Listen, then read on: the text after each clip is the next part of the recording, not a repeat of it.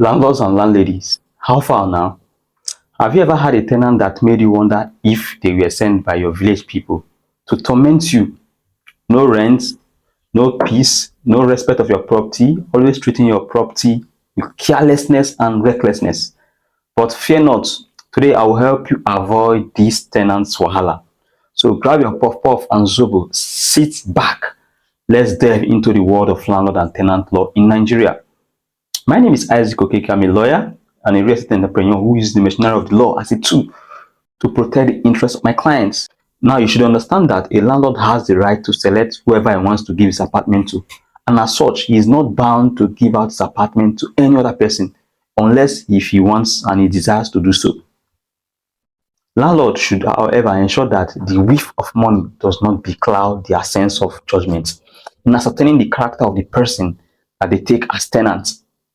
To a landlord who is desirous of having a peaceful and quiet tenant with good morals, you should not, because of money, give an apartment to the likes of unknown gunmen, Pablo Paris, Pluto.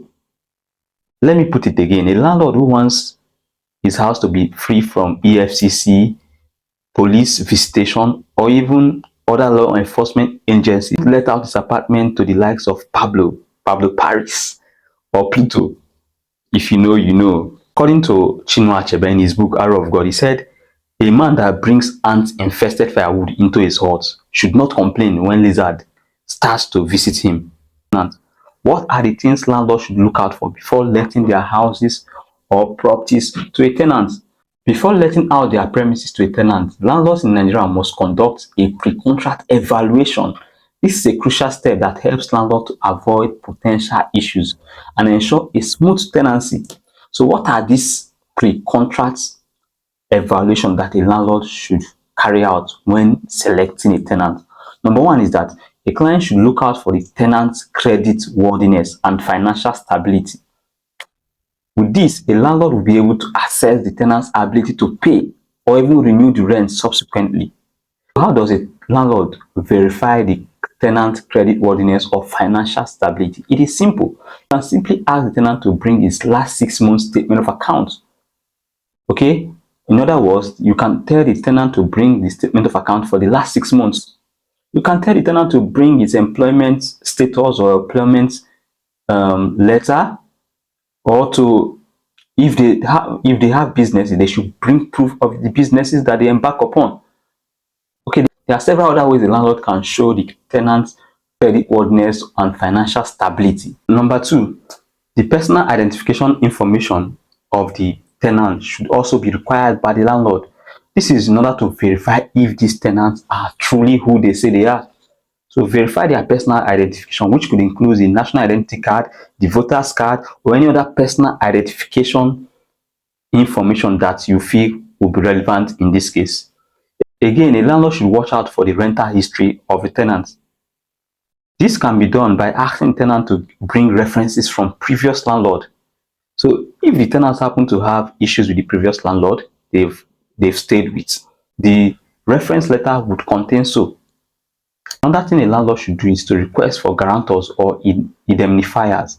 So now, when the tenant is unable to pay rent or eventually carry out any act recklessly, carelessly, fraudulently, or as the case may be, the guarantors or indemnifiers will stand in to cushion the effect or the damage caused by the tenants when the tenant is unable to pay. The tenants and guarantors relationship is like a football relationship where we have players.